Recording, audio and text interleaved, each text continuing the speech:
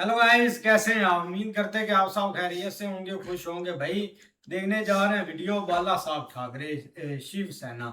अगर आपको वीडियो पसंद आए तो लाइक और सब्सक्राइब चैनल को जरूर कर दीजिए। 17 नवंबर साल 2012 को मुंबई की सड़कें थम गई थी क्योंकि 30 लाख लोग तकरीबन एक व्यक्ति के अंतिम संस्कार में जुटे थे। नाम बाल केशव ठाकरे।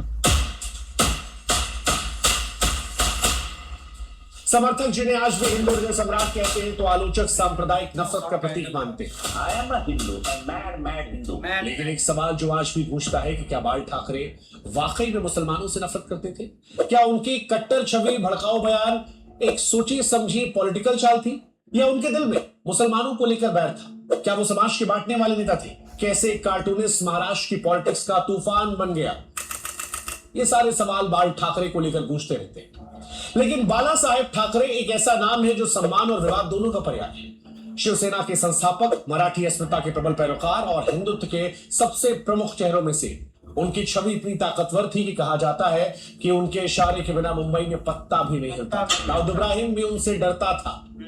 लेकिन मुसलमानों के प्रति उनके रुख ने उन्हें हमेशा सुर्खियों और आलोचनाओं के केंद्र में रखा। उनके कई बयान मुसलमानों को लेकर इतने ज्यादा विवादास्पद होते थे कि हिंदू समर्थक भी असहज हो जाते थे। लेकिन सवाल फिर वही कि क्या ये उत्तेजना थी या उनके विचारों का असली चेहरा? 23 जनवरी साल 1926 को पुणे के एक मध्यम वर्गीय मराठी परिवार में जन्मे बाला साहेब के पिता केशव सीताराम ठाकरे एक मशहूर लेखक और सामाजिक कार्यकर्ता थे।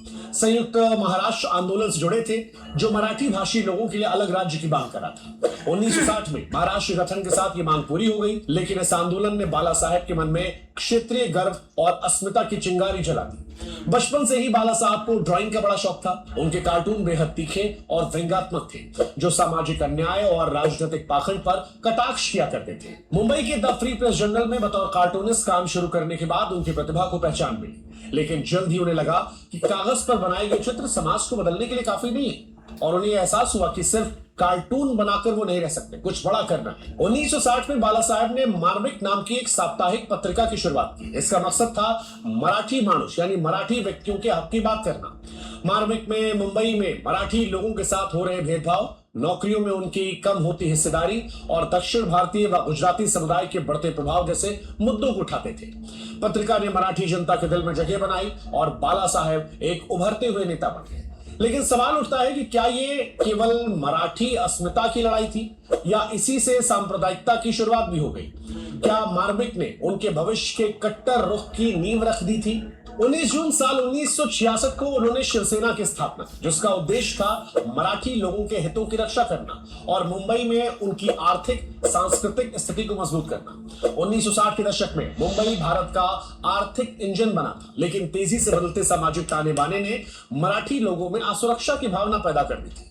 दक्षिण भारतीय और गुजराती व्यापारियों का बढ़ता प्रभाव, नौकरियों में मराठी लोगों की घटती हिस्सेदारी, इन तमाम चीजों के साथ अंडरवर्ल्ड में हाजी मस्तान जैसे मुस्लिम डॉन की मौजूदगी ने सामाजिक तनाव को बढ़ा दिया था। शिवसेना ने अपने शुरुआती दिनों में दक्षिण भारतीय और गुजरातियों के खिलाफ आंदोलन भी शुरू किए थे। उड़पी रेस्टोरेंट और गुजराती दुकानों पर हमले भी हुए थे। 1969 में इन हिंसक आंदोलनों के चलते बाला साहेब को दंगों के लिए जेल भेजा गया, लेकिन उनकी गिरफ्तारी ने उनके समर्थकों में जोश भरा और शिवसेना का प्रभाव बढ़ता रहा। मराठी मानुष को लेकर उनका हक दिलाने के लिए मैं जेल जाऊंगा कहना मराठियों में जोश भरता जा रहा था। इस आंदोलन ने बाला साहेब की छवि को लार्जर देन लाइफ बना दिया था। उस समय मुंबई में हाजी मस्तान, करीम लाला और दाऊद इब्राहिम जैसे अंडरवर्ल्ड डॉन का दबदबा था, लेकिन लोग अपनी समस्याओं के लिए पुलिस और सरकार के पास नहीं बल्कि बाला साहेब के पास जाने लगे थे। एक व्यापारी ने कहा था, बाला साहेब के एक फोन से मस्तान की धमकी बंद हो गई। क्या ये उनकी लोकप्रियता थी, उनकी रणनीति का हिस्सा थी? क्या यही वो दौर था जब उनकी छवि में मुस्लिम विरोधी रंग चढ़ना शुरू हुआ था? शिवसेना की शुरुआत में मुस्लिम समुदाय मुख्य निशाना नहीं था, लेकिन मराठी अस्मिता की लड़ाई बाद में हिंदुत्व और सांप्रदायिकता की ओर बढ़ रही थी। अब सवाल है कि मुसलमानों के प्रति नफरत कब शुरू हुई? क्या बाल ठाकरे शुरू से ही मुसलमानों के खिलाफ थे या बाद के दिनों की देन थी? जवाब आपको अपने बताने की कोशिश की कि शुरुआती लड़ाई मराठी अस्मिता को लेकर थी, लेकिन बाद में जब भारत में सांप्रदायिक दंगे होने लगे, तनाव बढ़ने लगा, कश्मीर में आतंकवाद चरम पर चला गया, कश्मीरी पंडितों के नरसंहार ने हिंदू समुदाय में गुस्सा और भय पैदा किया, राम जन्मभूमि आंदोलन में हिंदुओं को एकजुट करने का माहौल बनाया गया, विश्व हिंदू परिषद व भाजपा का प्रभाव बढ़ रहा था, बांग्लादेशी घुसपैठ हिंदुस्तान में बढ़ रहे थे, सांप्रदायिक ध्रुवीकरण ध्रुवीकरण को तेज कर रहे थे, तब बाला साहेब मराठी मनुष्य से हिंदू हृदय सम्राट की तरह बदलते हैं। बाला साहब ने इस बदलते परिदृश्य को भांप लिया था और शिवसेना को हिंदुत्व के बड़े मंच से जोड़ दिया था। उनके भाषणों में अब हिंदू धर्म की रक्षा, कश्मीरी पंडितों की दुर्दशा, मुसलमानों का कथित देश विरोधी गतिविधियों का जिक्र होने लगा था और ये खुलकर उन्होंने कहना शुरू किया कि बांग्लादेशी मुसलमानों को भारत से निकाल देना चाहिए। अगर उन्हें पाकिस्तान जाना है तो चले जाएं। 1993 में जब अमरनाथ यात्रा पर आतंकवादियों ने धमकी दी, तब बाला साहेब थे जिन्होंने कहा था कि अगर एक भी हिंदू यात्री पर हमला हुआ तो एक भी मुसलमान हज पर नहीं जा पाएगा। इस बयान के बाद यात्रा सुरक्षित रही और उनकी छवि एक हिंदू नेता की बन गई। 1992-93 का दौर बाला साहब के लिए विवादास्पद रहा। 6 दिसंबर 1992 को अयोध्या में बाबरी मस्जिद ढहाई गई। बाला साहब ने इसका खुलकर समर्थन किया और सामना अखबार में लिखा, हाँ, मेरे शिव सैनिकों ने बाबरी गिराई और मुझे इस बात पर गर्व है। इस बयान ने उन्हें हिंदू समुदाय में नायक बना दिया, लेकिन मुस्लिम समुदाय में गुस्सा भड़क गया था। जमीयत उलेमा हिंद जैसे मुस्लिम संगठनों ने उनके खिलाफ जबरदस्त प्रदर्शन किया, लेकिन शिवसेना की ताकत के सामने वो कमजोर रही। इसके बाद 1993 में मुंबई में सिलसिलेवार बम धमाकों ने माहौल को खराब कर दिया था। 12 मार्च 1993 को हुए इन धमाकों में 257 लोग मारे गए थे। इसके पीछे अंडरवर्ल्ड डॉन दाऊद इब्राहिम का हाथ माना गया। बम धमाकों के बाद 1993 में भयानक दंगे भड़के जिसमें तकरीबन 900 लोग मारे गए। बाल ठाकरे के मुसलमानों पर कई विवादित बयान हैं जो आज भी चर्चा केंद्र में रहते हैं, जैसे मुसलमानों को हरा जहर कहना। 2006 में शिवसेना की 40वें स्थापना दिवस पर मुंबई में बाल ठाकरे ने मुसलमानों को हरा जहर कह दिया था, उन्हें राष्ट्र विरोधी करार दिया था और यह चर्चा बहुत दूर तक गई थी। मुसलमानों को कैंसर की संज्ञा देना। 1980 के दशक में ठाकरे ने कहा था कि मुसलमान कैंसर की तरह फैल रहे हैं और उनका इलाज भी कैंसर की तरह होना चाहिए। मुस्लिम आतंकवाद के खिलाफ हिंदुओं को हथियार उठाने का आह्वान भी बाल ठाकरे ने किया था। 2008 में ठाकरे ने कहा था कि देश में मुस्लिम आतंकवाद तेजी से बढ़ रहा है और इससे निपटने के लिए हिंदुओं को भी हथियार उठाने पड़ेंगे। बाबरी मस्जिद की जिम्मेदारी लेना। 1992 में बाबरी मस्जिद विध्वंस के बाद बाल ठाकरे ने कहा था कि शिव सैनिकों ने जो किया वो सही किया। हालांकि कुछ मौके आए जहां पर बाल ठाकरे ने मुसलमानों को अपना हिस्सा माना, लेकिन बाद में नजरिया बदला। जैसे 1998 में बाल ठाकरे ने कहा था कि हमें मुसलमानों को भी अपना हिस्सा मानना चाहिए, उनके साथ सही व्यवहार करना चाहिए, लेकिन 2008 में मुस्लिम आतंकवाद के खिलाफ हिंदुओं को हथियार उठाने के लिए उकसाया। मुसलमानों पर हमले के लिए उकसाने का भी उन पर आरोप लगा। 1993 के मुंबई दंगों के दौरान बाल ठाकरे ने अपने अखबार में जो लेख लिखे, माना जाता है कि इन लेख ने लोगों को उकसाया। उन्होंने कहा कि अगर मेरी गिरफ्तारी हुई तो पूरा देश मेरे समर्थन में खड़ा उठेगा। सानिया मिर्जा पर उनकी टिप्पणी भी कंट्रोवर्शियल थी। सानिया मिर्जा के पाकिस्तानी क्रिकेटर शोएब मलिक से शादी करने पर ठाकरे ने कहा कि सानिया यदि भारत के लिए खेलना चाहती हैं तो उन्हें किसी भारतीय को जीवन साथी चुनना होगा। अगर सानिया शोएब से शादी करती हैं तो वो भारतीय नहीं रहेंगी। सानिया अपने खेल की वजह से नहीं बल्कि तंग कपड़ों और प्रेम प्रसंगों के चलते मशहूर है। बाल ठाकरे का एक और बयान जो हिटलर और यहूदियों से जोड़कर आया था, वो बयान जिसको आप ढूंढना शुरू करेंगे तो रिकॉर्ड में कहीं वो बयान उनके बोलते हुए नहीं मिलता, लेकिन अखबारों में कई जगह लेख लिखे हुए मिलता है। और वो बयान इतना ज्यादा विवादास्पद था कि उनके समर्थक भी असहज हो गए थे। ये बयान था कि मुसलमानों का भी वही हाल होना चाहिए जो यहूदियों का हुआ था। अब सवाल ये है कि मुसलमानों से क्या बाल ठाकरे को नफरत थी, और नफरत अगर थी तो क्या वो रणनीति थी, समय की मांग थी? ये सवाल बड़ा महत्वपूर्ण है। मंशा क्या थी? बाल ठाकरे की छवि एक मुस्लिम विरोधी नेता की थी, लेकिन यह सवाल बार बार उठता है कि उनकी असली सोच क्या थी, और इसका जवाब आसान नहीं है क्योंकि इसकी जड़ें उस दौर के समाज, राजनीति और उनके निजी अनुभवों में छिपी है। अब उस दौर की बात की जाए तो 60 और 70 के दशक में मुंबई बदल रही थी। शहर में अलग अलग राज्यों से लोग आ रहे थे, जिससे मराठी लोगों को लगने लगा कि उनकी जगह छीनी जा रही। इसी बीच अंडरवर्ल्ड में हाजी मस्तान और दाऊद इब्राहिम जैसे डॉन निकलकर सामने आए जो मुसलमान थे। 1993 के बम धमाकों में यह धारणा और पक्का हुई कि मुस्लिम समुदाय का एक हिस्सा देश के खिलाफ काम कर रहा है, और इसी के बाद बाल ठाकरे ने कहा था कि मुंबई को दाऊद जैसे लोग तबाह कर रहे हैं। हिंदुत्व की राजनीति जो है वो भी 1980 के दशक के बाद शुरू हो गई। राम मंदिर आंदोलन में हिंदुओं में एकता की लहर पैदा हुई। भाजपा, विश्व हिंदू परिषद और तमाम दूसरी संस्थाएं राजनीतिक ताकत के तौर पर उभर रही थी। बाल ठाकरे की शिवसेना जो है वो भी यहां पर मराठी संगठन से हिंदू संगठन में तब्दील हो जाती, और उनके मुस्लिम विरोधी भाषण अब पॉलिटिक्स का हिस्सा थे। 1995 में शिवसेना भाजपा गठबंधन की जीत इस रणनीति की सफलता भी थी। अब जहां तक बात है व्यक्तिगत तौर पर क्या बाल ठाकरे के साथ कुछ ऐसा हुआ था जो मुसलमानों से नफरत करने की बात दिखाए, तो जवाब है नहीं, ऐसा कुछ नजर नहीं आता है। उनके पिता हिंदू सुधारवादी थे, मराठी गर्व की बात करते थे, लेकिन दिलीप कुमार जैसे मुस्लिम दोस्तों के साथ उनके काफी अच्छे रिश्ते थे। दिलीप साहब ने एक बार कहा भी था कि बाल ठाकरे से मेरे रिश्ते अच्छे हैं, वो मेरे भाई जैसे हैं। इसके बावजूद बाल ठाकरे के मंच पर मुस्लिम विरोधी भाषण आते थे। अब सवाल ये है कि क्या पॉलिटिक्स को पर्सनल दोस्ती यारी से अलग रखा गया था? बाल ठाकरे का नेतृत्व का जो स्टाइल था वो क्लियर था, जो मन में है बोल दिया, जो कहा वो करके दिखा दिया। वो फौरन एक्शन लेने वाले नेताओं में थे। उनके समर्थकों को उनसे ये सख्ती पसंद थी। उनका ये कहना था कि अगर मुंबई में रहना है तो मेरे नियमों के हिसाब से रहना होगा। ऐसे बयान ने उनकी छवि को सख्त बना दिया। इसमें मुस्लिमों को लेकर धारणा भी एक बड़ा महत्वपूर्ण हिस्सा है। 1993 में बम धमाकों के बाद मुस्लिम समुदाय को कई लोग संदेह की नजर से देख रहे थे और बाल ठाकरे ने उस संदेह को और मजबूत किया। मुसलमानों को लेकर कहा उन्होंने कि मुसलमानों का वही हाल होना चाहिए जो नाजी जर्मनी में यहूदियों का हुआ था। ये बयान पूरे समुदाय को दोषी बनाने जैसा था, लेकिन सवाल उस वक्त भी उठा था कि क्या यह बयान उचित था कि सबको उस निष्कर्ष देखा जाए। हालांकि बाल ठाकरे के मुस्लिम विरोधी रुख के पीछे कई परतें थी, सामाजिक डर, राजनीतिक गणित और उनकी सख्त नेता वाली छवि। लेकिन क्या यह दिल से था, इसका फैसला हम आप पर छोड़ देते हैं।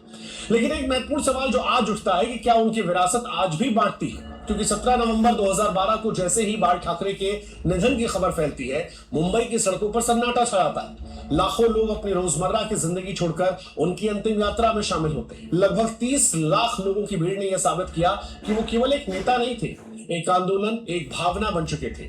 लेकिन उनकी मृत्यु के वर्षों बाद भी ये सवाल आज भी है कि क्या उनकी विरासत समाज को जोड़ती है या तोड़ती है?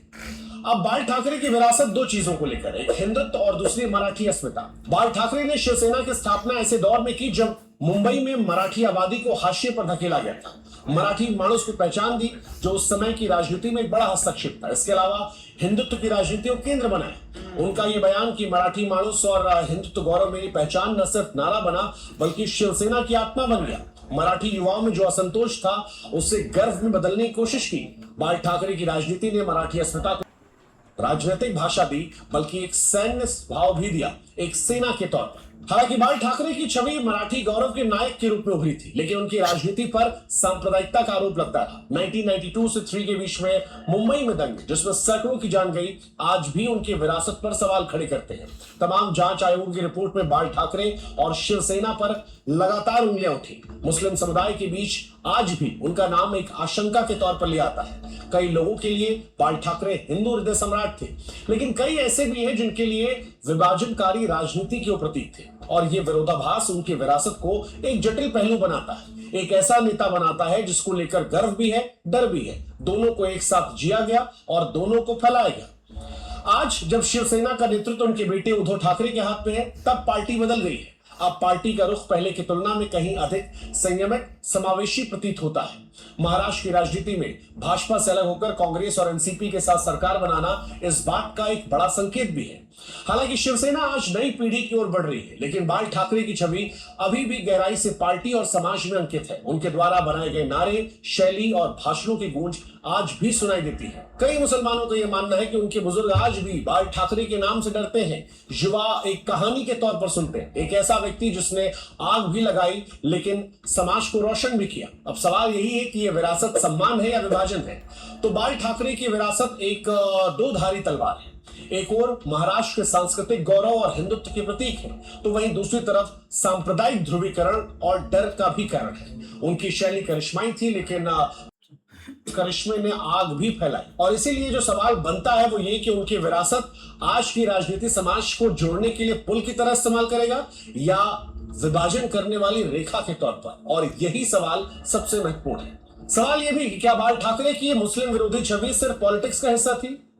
जवाब हो सकता है शायद, लेकिन उनके बयानों और फैसलों ने समाज को हमेशा के लिए बदल दिया। चाहे वो मराठी अस्मिता की बात हो या हिंदू गौरव की बात हो। शायद वो नायक भी थे, शायद वो कुछ के लिए खलनायक भी हो सकते हैं। शायद वक्त ने उन्हें ऐसा बनाया हो या शायद वो खुद ऐसा बनना चाहते हो।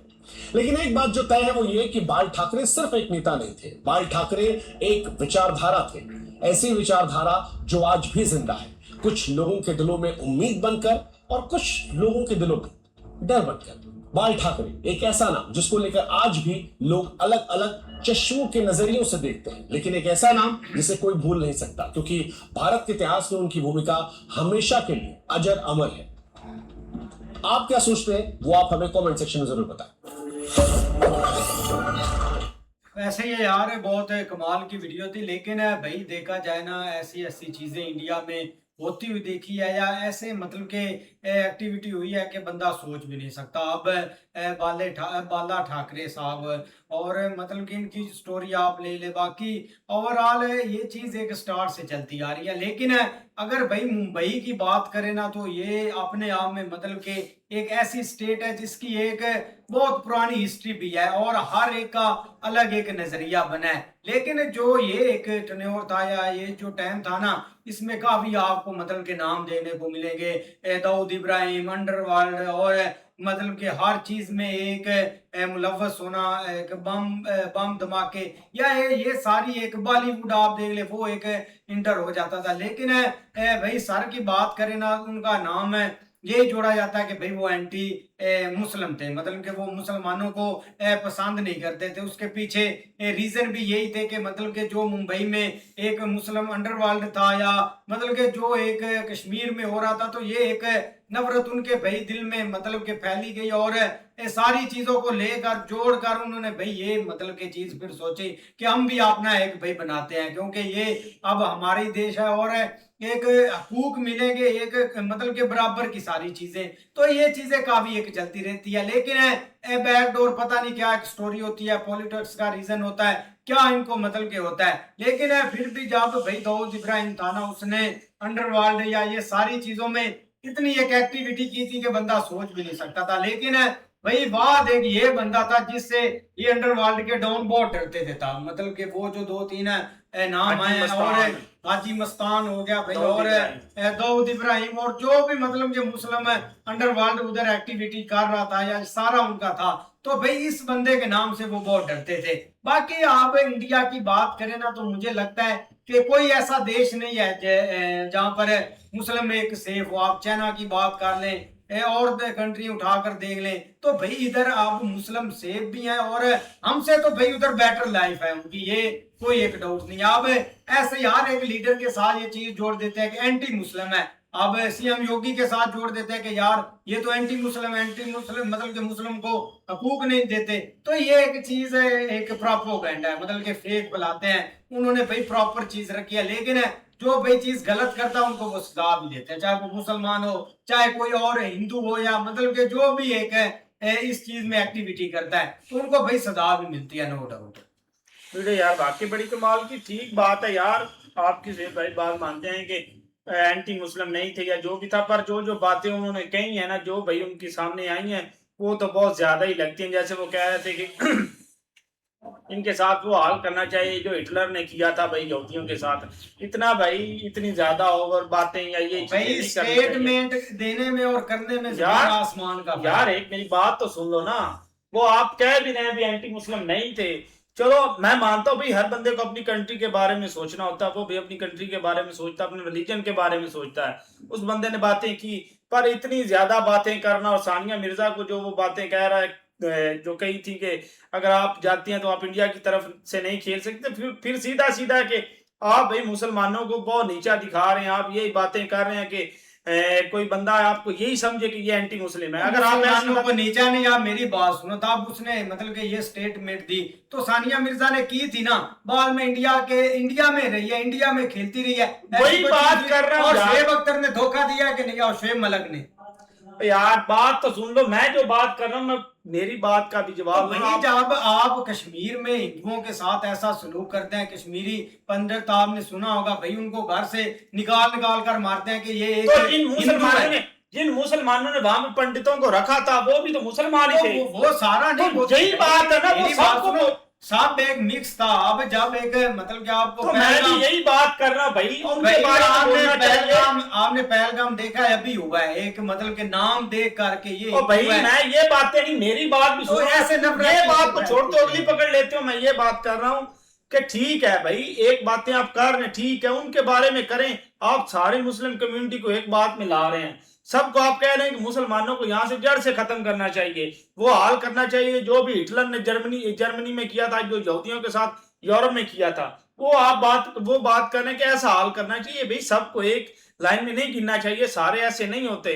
बाकी भी जो बातें की उन्होंने अपनी कंट्री के लिए की हैं वो भाई उन्होंने की जो भी भाई है। मेरे ये एक स्टेटमेंट थी। अच्छा मतलब कि वो भी तो एक मैं भाई स्टेटमेंट की मुंबई बात की कर रहा हूँ। और महाराष्ट्र भाई वो सारी मतलब कि जो स्टेट थी ना, तब ये एक एक्टिविटी चलती रहती है। और जब आप मतलब कि इस चीज को मेंशन करते हैं कि यार आपने उनको मारा, तो आपके अंदर ऑटोमेटिक एक हेट निकलती है कि यार ये हमारे साथ ऐसा क्यों कर रहा है। और अभी भाई आप इंडिया में मुस्लिम की कंडीशन देख ले, बिल्कुल फिट है भाई, उधर सीएम बने हुए तो भाई हैं, हम अपना सुकून से तो लाइफ वही गुजार बात रहे हैं। कर रहा हूँ, तो ठीक भाई है। उनके साथ जो लोग थे वो इस स्टेटमेंट को नहीं एग्री करते थे। अब आप हिटलर और चीज थी, हिटलर ने तो करके दिखाया था, उसने कितना मतलब के तबाही मचाई। यार एक बात ही करना होता है ना, वो कर रहे थे।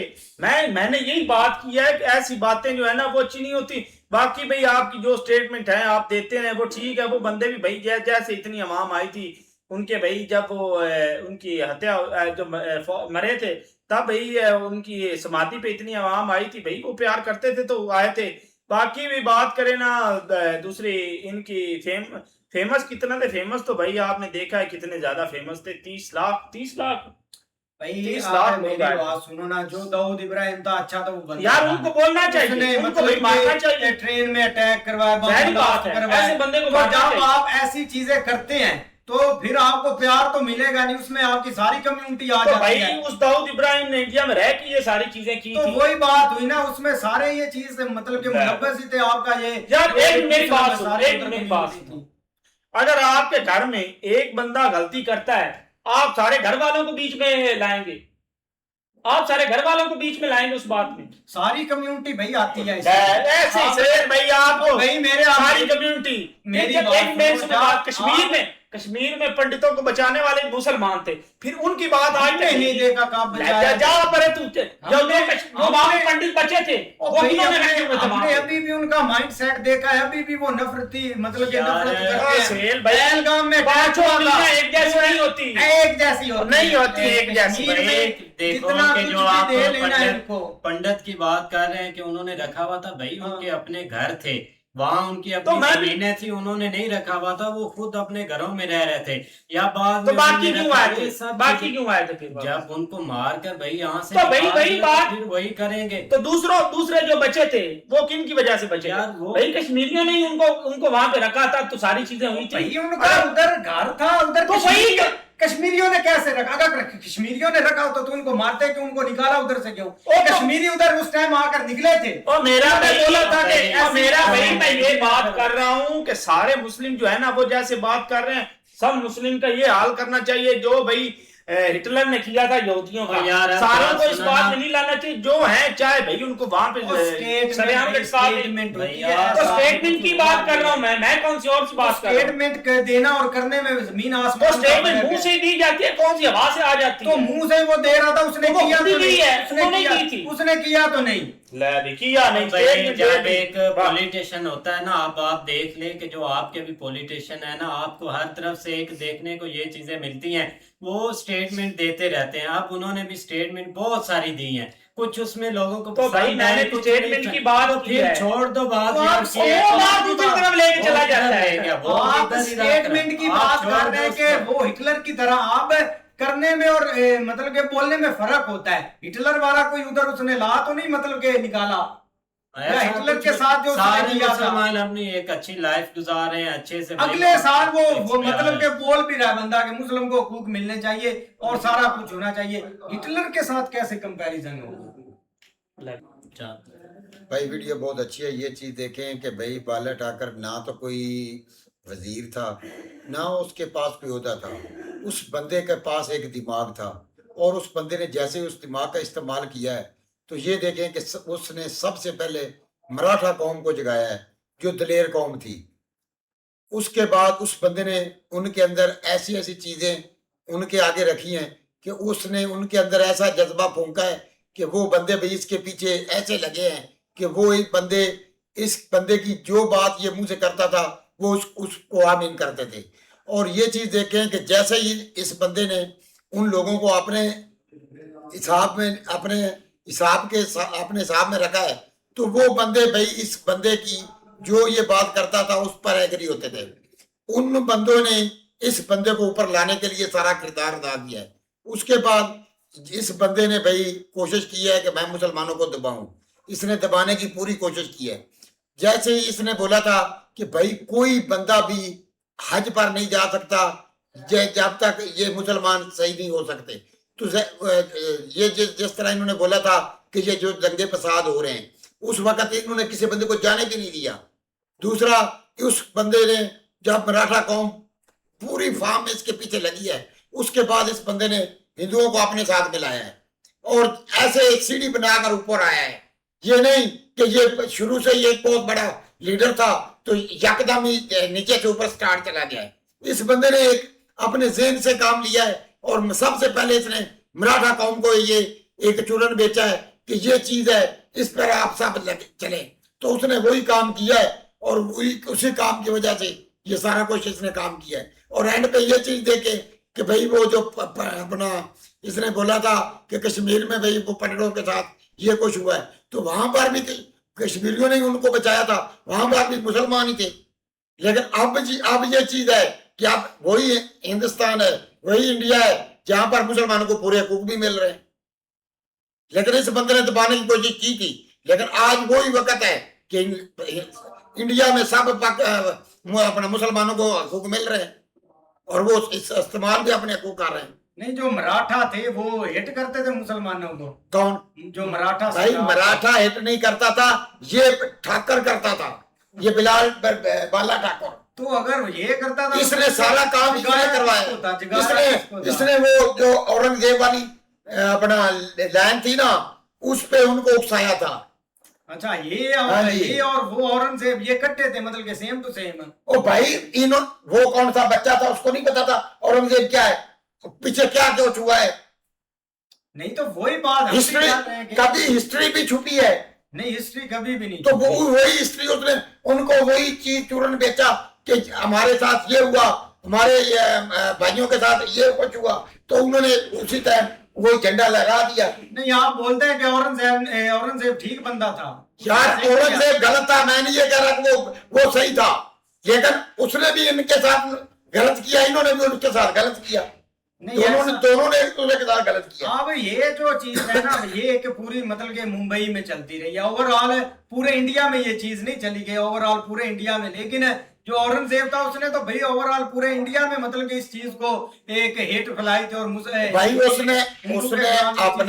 उसने अपने आप को ये चीज साबित करने की कोशिश की कि मैं पूरे इंडिया पर कब्जा करूंगा, लेकिन ऐसे थोड़ा हो जाता है। तो उसने चीजें की कितनी थी, उसने मतलब के मंदिर कितने गिराए थे, सारी चीजें कितनी एक्टिविटी की थी। भाई उसने ये बंदे को औरंगजेब ने जुल्म की इंतहा की थी। हाँ। उसने कोई चीज भी नहीं छोड़ी। हाँ। लेकिन काम इन्होंने भी नहीं किया, माफी इन्होंने भी नहीं दिया। किसने क्या किया है? किन्होंने? बाला साहब ठाकरे ने। और बालाजी ने क्या करना था वो करना था, तो उन्होंने क्या उसका नाम है वो जो बाद में मारा गया था, जिसको उन्होंने अपना संभाजी महाराज। हाँ, यार लेकर चले गए, वो तो पहले की हिस्ट्री की बातें हैं, तभी की चाचा जी बात कर रहे। नहीं था, संभाजी ने मुसलमानों को मारा था, वही बात चाचा जी उस टाइम। संभाजी नहीं यार, वो मराठा कौम थी, उन्होंने उसके साथ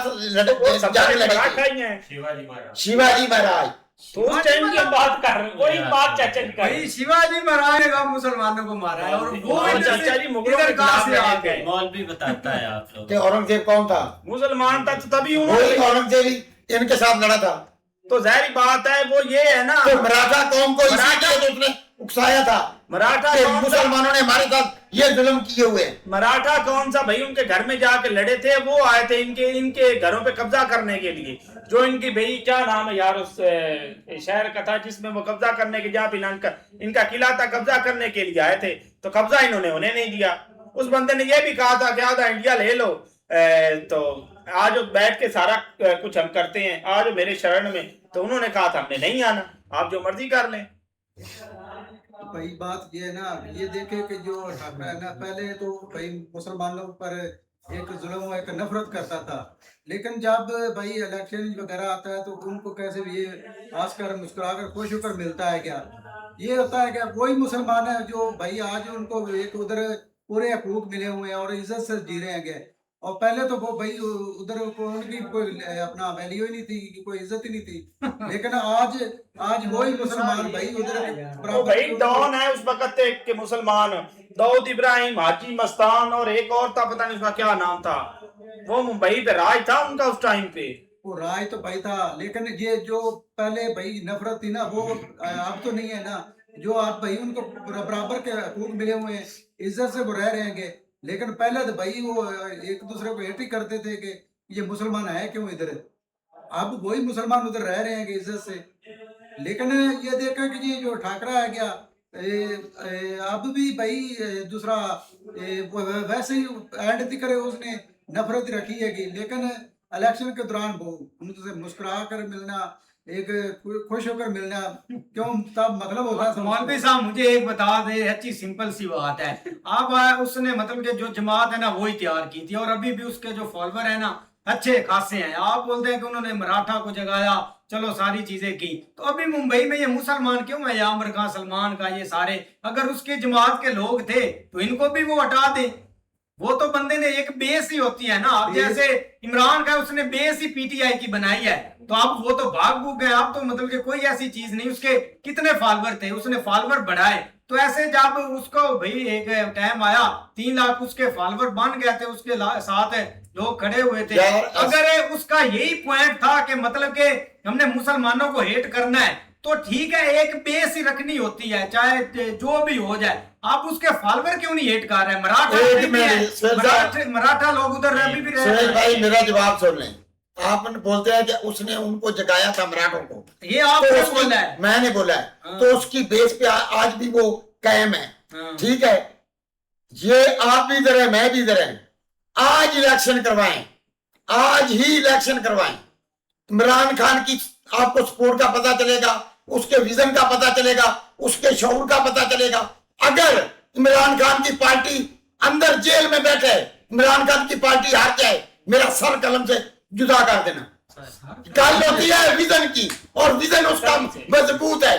जो आज का यंग टैलेंट है, जो आज का बच्चा है 5-7 साल का, वो भी बोलता है कि मोर उधर ही लगानी है। ये होता है विजन, ये होता है शऊर। विजन कहाँ था? विजन कहाँ था? इधर बैठ के बाद चोल मारनी आती है, चोल मारी होती है। आपने बोला कि उसकी पार्टी भाग गई है, उसके बंदे भाग गए। तो कौन बता, एक बता, मैं उसको यहाँ पे बता रहा हूँ यार, उसको बोलने दे, तू छोड़ इसका। अब आपने, मुझे लगा कि आप जो है ना मुंबई की बात करेंगे। आप ये तो आप इमरान खान, आप इमरान खान को लेकर आए। तो आपने ही बोला ना कि उसने मराठों को कैसे छोड़ दिया, वो शऊर आज भी जिंदा है। तो वही आपने बोला इमरान खान की पार्टी इमरान खान ने छोड़ दिया था, वो तो यही पार्टी गए। तो आज ही वोटिंग करा ले और पता चल जाएगा इमरान खान जेल में बैठा है, और पार्टी आपको बताएगी कि उसने पार्टी को ये शऊर दिया है। अच्छा, अवाम को ये शऊर दिया है। मेरा भी एक सवाल सुन ले आप, अगर मतलब कि थोड़ा सा चीखे ना तो। अब आपने बोला कि उसने शऊर दिया है, उसका विजन था। उस विजन पर कौन चल रहा है? सारे तो अमेरिका भाग गए। वो जो उधर मतलब के गन्ने की रेडी लगाता था, आज उसके पास 300 एकड़ जमीन है, और उसकी मतलब के फैमिली सारी अमेरिका में है। जो विजन उसका शेख रशीद था। विजन उसका मतलब कि वो कौन था, वो डब्बे के मुंह वाला, वो उसका विजन था। फवाद चौधरी था, वो उसका विजन था। उसके पास एक बंदा था जो गैर मुस्लिम था, उसके लिए स्टैंड ले जाता, ना कि इधर आकर मतलब के दफ्तर में एक डायरी पकड़ता, उस पर भी पता नहीं कौन सी एक जोक लिखे हुए थे, और चल पड़ा था। एक बंदा उसने डिफरेंस भाई, बाकी ये सेम टू सेम। मेरी बात सुने, ये यहाँ पर अब सुन लो। लॉलीपॉप तो हम सारा दिन हर रोज मीडिया पे सुनते हैं। वही लॉलीपॉप आप हमें दे रहे हैं, यही ठीक बात है है ना। आपको भी पता है कि हमारे मुल्क में क्या कुछ हो रहा है। अच्छा। हमको भी पता है कि हमारे मुल्क में क्या कुछ हो रहा है। इस पे बेहतर बात करने की फायदा ही कोई नहीं। नहीं, बात तो होती है। ये चीज इंडिया में, मेरी बात सुन, ये चीज अगर इंडिया में होती तो आज इंडिया की हालत देखने वाली है। ये बात है, मैं आपको बता रहा हूं। मतलब आप जितना आप इधर सीना ऐसे उठकर ऐसे आए यार। रमान भाई बात होती कोई नहीं है, बात पे ऐसे वीडियो बनानी है कि नहीं, उसने बात की है, हमने सुन लिया चुप कर। अब वो हम बात करेंगे, वो ऐसे सीना फिर फाड़ेगा और ये बोलेगा कि फायदे नहीं बात करने का। आपने बोला विजन, विजन का मतलब क्या होता है कि एक शऊर पैदा करना, सारी चीजें लेकर आना।